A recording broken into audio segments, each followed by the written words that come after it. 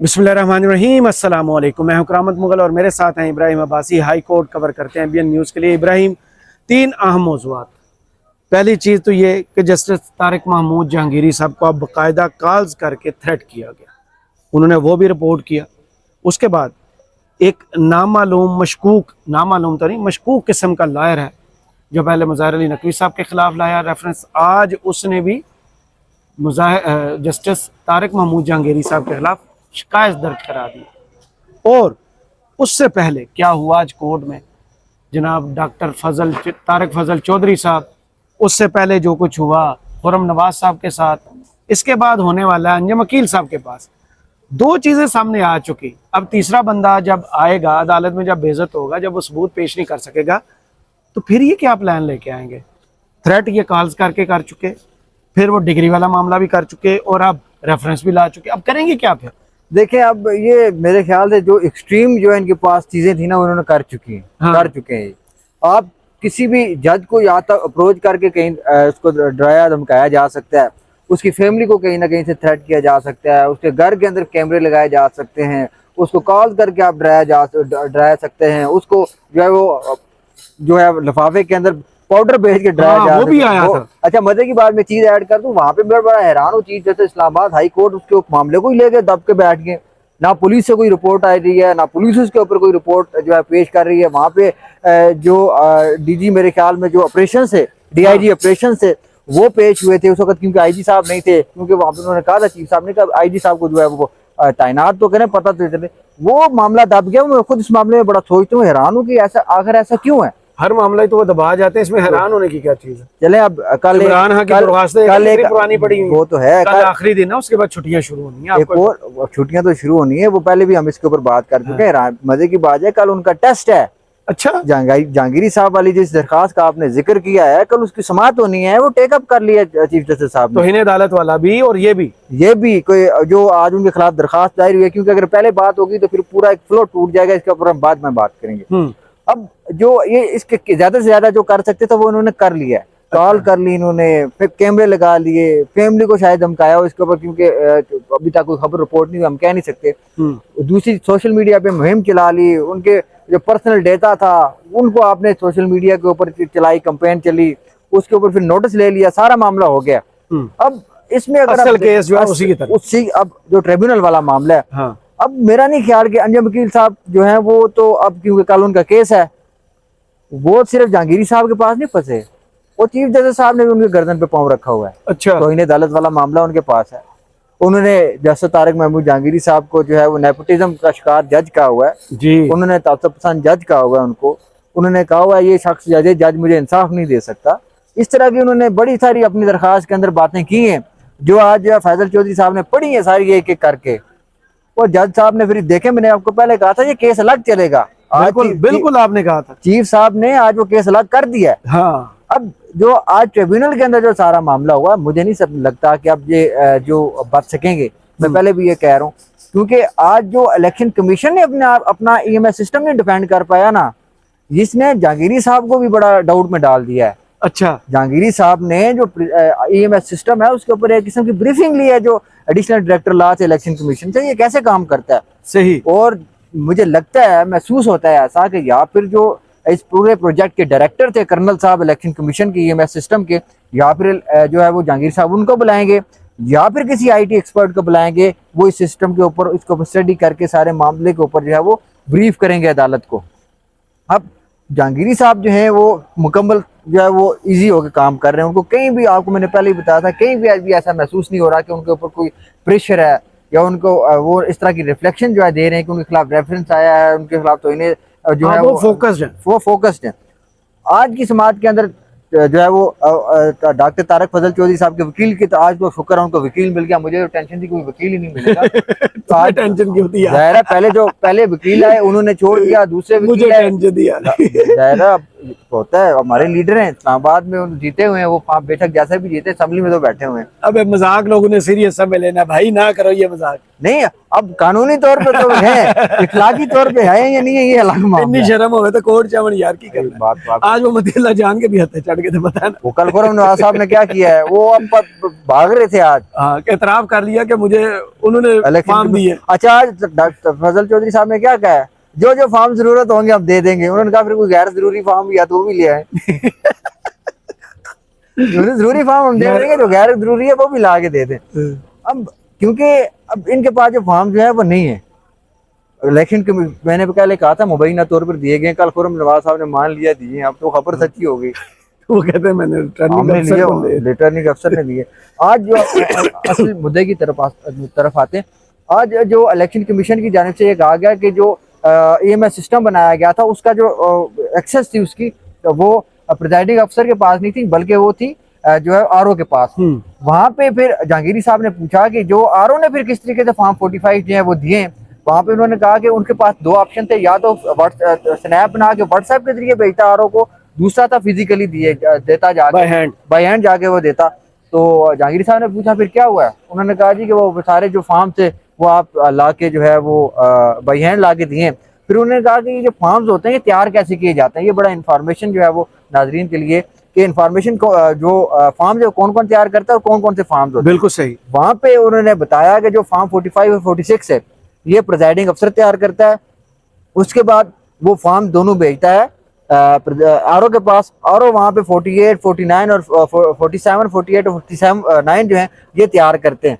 ये तैयार करने के बाद वो सारे तीनों फॉर्म इलेक्शन कमीशन को भेजता है। वहाँ पे फिर इलेक्शन कमीशन जो है इन फॉर्म की बुनियाद के ऊपर एक गजट नोटिफिकेशन जारी करता है कि फलां उम्मीदवार फलां हल्के से कामयाब हो गया। बिल्कुल सही। अब वहाँ पे जो है वो जहांगीरी साहब की तरफ से ये पूछा गया कि ये सारे फॉर्म तो वो फलां फलां तरीके से होते हैं, लेकिन ये जो आपने अपने रूल्स के अंदर लिखा हुआ है कि EMS सिस्टम ऐसे काम करेगा, प्रिजाइडिंग अफसर तस्वीर लेगा, वो स्नैप अपलोड करेगा, फिर जो है वो उसी तरह 47 के जो फॉर्म बनेंगे उसकी RO फॉर्म करेगा। उन्होंने कहा नहीं नहीं, इलेक्शन कमीशन के वकील नहीं नहीं ऐसी बात नहीं है, वहां तो इंटरनेट ही नहीं था। वहां पे शोएब सैयद साहब ने, अली बुखारी साहब ने कहा ये तो कह रहे थे इंटरनेट के बगैर चलेगा, ये चला क्यों नहीं? आपको ब्रीफिंग दी गई थी, कितनी दफा वीडियो से हम जिक्र कर चुके हैं। बिल्कुल ब्रीफिंग दी, सारा मामला हुआ। फिर वहां पे उन्होंने फिर दोबारा समझाने की कोशिश की कि जो है वो इस तरीके से जो काम करेंगे। शोएब सैयद साहब ने कहा जी कि हमने इनको कहा था कि आप जो है वो जो EMS सिस्टम है उसका रिकॉर्ड ले आए। वहां पे उन्होंने कहा रिकॉर्ड तो नहीं है, रिकॉर्ड वही है जो हमने आके दे दिया है, वो गूगल फॉर्म से जो हमने डाउनलोड करके सारे फॉर्म ला के अदालत में रख दिए, ट्रिब्यूनल में रख दिए। शोएब सैयद साहब ने कहा फॉर्म नहीं मांग रहे, फॉर्म तुम्हारे पास भी है, आपके पास भी है, आप अपने रखें, हम अपने रखेंगे। हम वो डेटा मांग रहे हैं, वो रिकॉर्ड मांग रहे हैं कि RO ने और प्रिजाइडिंग अफसर ने किस वक्त जो है वो तस्वीर ली, किस वक्त RO को शेयर की प्रिजाइडिंग अफसर ने, और प्रिजाइडिंग अफसर ने जो RO ने किस वक्त वो बना तस्वीर जो है शेयर की, ताकि झूठ पकड़ा जा सके, वो शेयर की इलेक्शन कमीशन को जी। वहां पे शोएब सैयद साहब ने कहा क्योंकि EMS सिस्टम जो है उसके अंदर किसी स्नैप को खोल के एडिट किया जाता है, उसके अंदर टाइम भी अपडेट हो जाता है, बिल्कुल हमें इस चीज का रिकॉर्ड चाहिए। RO ने कहा नहीं नहीं वो तो हम नहीं कर सकते। RO के वकील से जो थे, तो जहांगीर साहब ने कहा आप तो स्टेट के मुलाजम है, आप कैसे ना कर सकते? आप तो गैर जानबदार हैं, आप कैसे ना कर सकते? जो ये मांग रहे हैं आपके लिए दोनों इक्वल है, आपके लिए दोनों इक्वल है। इलेक्शन कमीशन को भी यही मैसेज दिया उन्होंने साथ, तो आपके लिए तो दोनों इक्वल हैं, जो ये मांग रहे हैं आप दे दें। आपको किसने रोका है, आपको कौन रोक रहा है? फिर उन्होंने जी कहा जी कि हमने जो रसीद सर दी रिसीप्ट, उन्होंने कहा जी ये क्या है? उन्होंने कहा जो आपने जुर्माने किए थे 20,000 डॉक्टर साहब को, 15,000 RO साहब को, वो सारा उन्होंने जमा करवा दिया। इतनी देर में अमन मुगल साहब आए। सर वो मैं ऊपर आपका रजिस्ट्रार के ऑफिस में बैठा रहा हूँ, मुझे सर्टिफाइड कापियाँ नहीं मिली। फिर वहाँ पे जैसे तारिक महमूद जहांगीरी साहब ने अपने जो अमला था उनको बोला कि रजिस्ट्रार को बताएं आप। उन्होंने फिर आज दोबारा अपने ऑर्डर में ये बताया, लिखवाया है कि जो सर्टिफाइड कापियाँ वो हर शहरी को जो है वो मिल सकती हैं, वो अप्लाई करे उसको मिलेंगी। इस तरीके से फॉर्म्स अब जमा होना शुरू हो गए।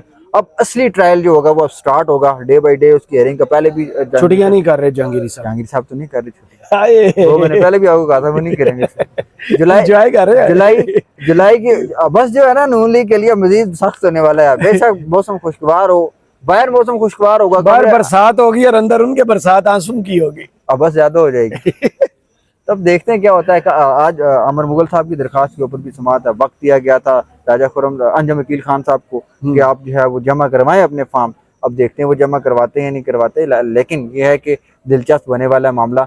अब क्योंकि दीगर जो फ्रीकेन हैं, जो क्योंकि सारे कुछ पिटिशन के अंदर दीगर पार्टियों के लोग भी फ्रीकेन थे, क्योंकि उनसे भी जो है वो ऑटोमेटिकली जो है वो, क्योंकि एक किसी बंदे ने कमेंट किया हुआ था आपकी वीडियो में शायद कि दूसरी जो पार्टियां हैं उनको फ्रीक नहीं बनाया गया, वो देंगे जी, नहीं। जी।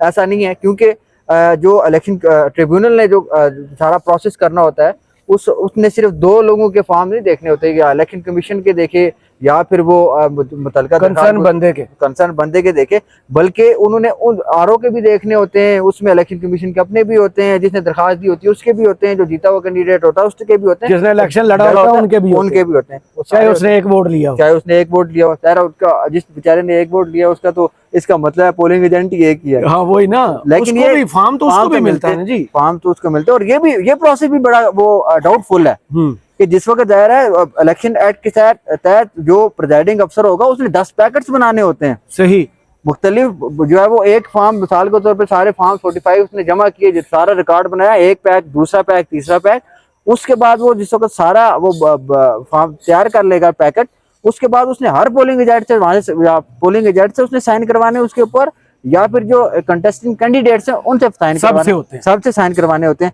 वहां पे अली बुखारी साहब ने कहा ना मैंने बताया, ना मैंने अंदर जाने दिया। तो फिर जहांगीरी साहब ने कहा अगर वो साइन ऐसे नहीं करवाता, प्रिजाइडिंग अफसर और आरओ ने भी करवाने, तो 49 वो पहली समाअत में कह चुके हैं उनका क्या काम, 49 का जिसका फॉर्म 49 की कंप्लायंस होती है उस वक्त तो कैंडिडेट जाते हैं। जी बिल्कुल ठीक है। अब वो उस मामले में उन्होंने कहा हमें तो बुलाया नहीं गया, उन्होंने कहा फिर इसका मतलब भी अगर वो इस तरह नहीं करता आरओ और प्रिजाइडिंग अफसरान, फिर जो है वो उनको वहां पे रीजनिंग देनी होती कि उन्होंने ऐसा क्यों नहीं किया। अगर रीजनिंग नहीं दी फिर इलेक्शन एक्ट के तहत उनके खिलाफ कार्रवाई होगी। जब देखते हैं अब आज क्या होगा। अमर मुगल साहब की जो पिटीशन है उसके अंदर जो वकील साहब आके देते हैं, क्योंकि उनको भी मिल गए होंगे, उनको पता होगा कि आप 2 शिकायतें आ चुकी। एक प्रेस रिलीज पहले इस्लामाबाद हाईकोर्ट बार की आई, 6 लोगों ने सिर्फ साइन किया। इस वक्त आजाद अदलिया के साथ ये लायर्स क्यों नहीं खड़े हो रहे, इसकी वजह क्या नजर आ रही है? क्या हर जगह नून लीग लायर फोरम्स जीती हुई है, लायर्स जीते हुए, या कोई और वजह? देखिए बहुत सारी चीजें, 6 लोगों के साइन थे, अगर 6 लोगों के साइन थे। अब देखिए करारदाद दिन की आप देखें आई कितने दिनों बाद है वो। हाँ ये तो आज पौने घंटे के बाद आ जानी चाहिए। इतनी चौरा ना रही है ना यार। साथी जहांगीरी साहब तो सदर रहना इस्लामाबाद हाईकोर्ट बार के, ठीक हो गया। बिल्कुल। जैसे बाबर सत्तार साहब के बारे मामले में क्यों नहीं आई, अरबाब मोहम्मद ताहिर वाले मामले में क्यों नहीं आई, मोहसिन अख्तर कियानी साहब के मामले में नहीं आई, वो भी बल्कि सदर रह चुके हैं जी। ये चीजें समझने की हैं। अब मैं आपको पहले समझाएं ना, मुझे तो पता है, आप उधर समझाएं। वकला के अंदर आप देखें, वकला की तारीख रही है, शायद कोई वकील साहब अगर सुन भी रहे माइंड करेंगे उसके लिए माजरत तो करें माइंड। अगर किसी ने सही किया तो उसे बुरा नहीं लगा, गलत किया तो उसे माइंड करना चाहिए। ये बात भी है।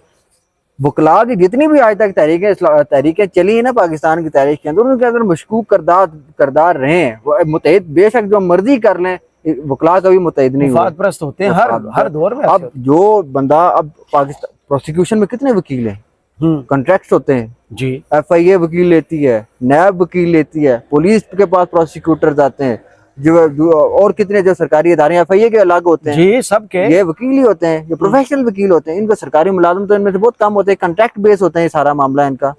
अगर कोई अच्छा वकील क्रिमिनल, क्योंकि ये क्रिमिनल केसेस होते हैं ज्यादातर, क्रिमिनल वकील अगर प्रेस रिलीजें जारी करना शुरू कर दे तो फिर वो FIA का प्रोसिक्यूटर कैसे बनेगा? वो नामुमकिन चीज है। वो नैब का मफादात जुड़े हैं। और दूसरी चीज ये है कि अगर उनको ये भी होता है कि वो डिस्ट्रिक्ट कोर्ट्स ज्यादातर जो है वो जिस तरह रिपोर्ट जब दी जाती हैं, आपने मिसालें देखी हैं डिस्ट्रिक्ट कोर्ट्स की तरफ से, सेशन कोर्ट्स की तरफ से, हाई कोर्ट के जजेस को लिखा गया, चीफ जस्टिस को, कि जो है वो यहाँ पे जो इन्फ्लुएंस किया जाता है, सर्वेलेंस की जाती है। अब वो वकीलों के केसेस लगे होते हैं जजेस के पास, उनका कैरियर दाव पे लगा होता है, मुख्तलिफ एंगल्स हैं इनको अगर बंदा देखे। और दूसरी चीज ये है कि जो जहांगीरी साहब के साथ हुआ, दीगर जजेस के साथ हुआ, आज फैसल चौधरी साहब ने भी बात की, उन्होंने कहा कि अगर जिस तरीके का अल्फाज इस्तेमाल किए गए अंजम वकील खान की जानिब से, अगर ये आज आपने ना रोका तो मुस्तकबिल में भी जजेस के साथ यही कुछ होगा जो अब हो रहा है। बाजी में भी हुआ है, बाजी में भी हुआ है, अटैक तक हुए, अब चैम्बर्स तक तोड़े गए हैं, क्या कुछ नहीं इस मुल्क में हुआ।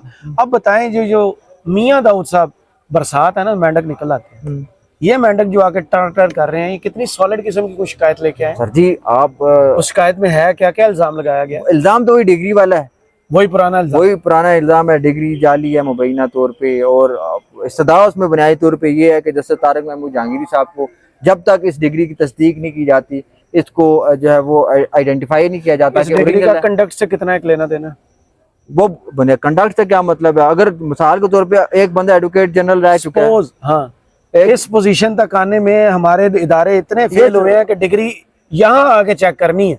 पहले नहीं की। हाँ, 3 स्टेप्स पर होती ये है ना पहले। नैली किसकी है? ये इदारों की है ना। सबसे पहले तो आईसीसी के पास भी अगर डिग्री जानी है, उससे पहले यूनिवर्सिटी ने टेस्ट करनी है, टेस्टेशन करनी है, वेरीफाई करनी है, बिल्कुल। उसके बाद आईसीसी ने करनी है। अब मुझे हैरानगी हुई इस बात पे। मैंने ना जिस वक्त ये डिग्री वाला मामला है, मैंने जैसे तारिक महमूद जहांगीरी साहब का विकिपीडिया खोला, मैंने कहा सही शायद कहीं बाहर मुल्क से पढ़े हो, उस वक्त ऑटोमेटिकली वो वेरीफाई फॉरेन ऑफिस भी करता, फिर फॉरेन ऑफिस भी जिम्मेदार होता। लेकिन उन्होंने कराची से जो है वो की थी LLB, उसी का उनका रोला पड़ गया, अल्लाह बेहतर जानता है। अलबत्ता ये जो मुहिम चलाई थी उन्होंने सारा, आज उसको प्रैक्टिकली अदालत में लेके आए।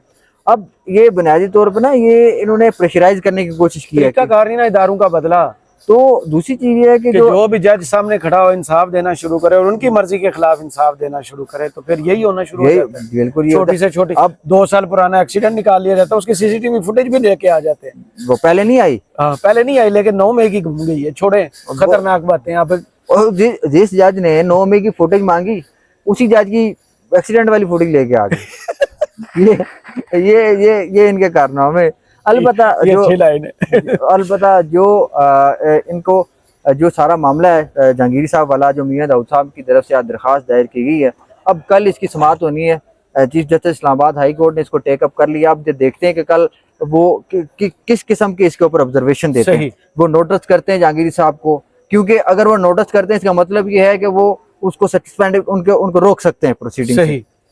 ठीक है, क्योंकि कोई भी इस मामले में अगर आप देखें कहीं इल्तवा का मामला हो, वहां पे अगर आप उन्हें नोटिस करवाना है, इसका मतलब ये है कि जिस तरह मखसूस नशिस्तों वाले मामले में हुआ इस्लामाबाद सुप्रीम कोर्ट के अंदर, या जस्टिस मंसूर अली शाह और उस बेंच का सरबराह थे, उसमें गया तो उन्होंने जिस वक्त इस मामले को रोका, उसमें स्टे दिया, उनकी रुकनीत एक किस्म की पार्शली उन्होंने मुअत्तल की और मामला जो है वो लार्जर बेंच में या फुल कोर्ट में भेज दिया, ताकि वो एक्टिविटी परफॉर्म ना कर सके, क्योंकि जो उनकी वहाँ पे रुकनीत है वो इस वक्त मशकूक है, बादी नजर में वो मशकूक है। इसी सिलसिले में अब अगर जहांगीरी साहब वाले मामले में वो नोटिस कर दें जहांगीरी साहब को, उसका क्या मतलब है कि आप काम से रुक जाएं, आके जवाब अदालत में दें। लेकिन ऐसा होगा नहीं, क्योंकि जहांगीरी साहब और दीगर जजेस का जो है ना, वो इस्लामाबाद हाई कोर्ट के चीफ जस्टिस के ऊपर प्रेशर है। उन्होंने खुद भी अपनी भी जो है वो इज्जत बचानी है, अपनी शक्ल जाके जजेस के सामने रखनी है कि भाई चीफ जस्टिस, बाकी जजेस बोलेंगे आप हमारे साथ, आपको होना चाहिए, आप किधर जा रहे हैं? क्योंकि चीफ जस्टिस ही जो है वो सरबराह होता है किस्म का, दूसरे जजेस का। काजी साहब ने क्या कर लिया यार, इधर आमिर फारूक साहब भी आपको पता है क्या कुछ कर रहे हैं, लेकिन अलबत्ता आमिर फारूक साहब को एक थोड़ा सा स्टैंड लिया, कहीं ना कहीं वो अपने जजेस को डिफेंड करते हैं। बिल्कुल सही। वो जहांगीरी साहब वाले मामले में अदालत केस में हमने देखा आपने, कहीं ना कहीं वो करते हैं इस तरीके से। आप देखते हैं मुस्तकबिल में जाके कहीं सेटबैक ही ना कर दें, अल्लाह ना करे ऐसा। अलबत्ता बड़े मूड में और बड़े एंटी बोल रहे हैं, एंटी बोल रहे हैं। मेरा मकसद असल में ये है, मेरी जाती जो राय है वो ये है कि जो अदलिया के खिलाफ मुस्तकबिल में ऐसा कोई ना हो, जजेस को आगे प्रेशराइज ना किया जाए। सिंपल सी बात। बहुत शुक्रिया इब्राहिम अब्बासी, आपका वक्त का। कमेंट्स बॉक्स में जरूर बताइएगा ये वीडियो आपको कैसी लगी। इजाजत दीजिए, अल्लाह हाफिज़।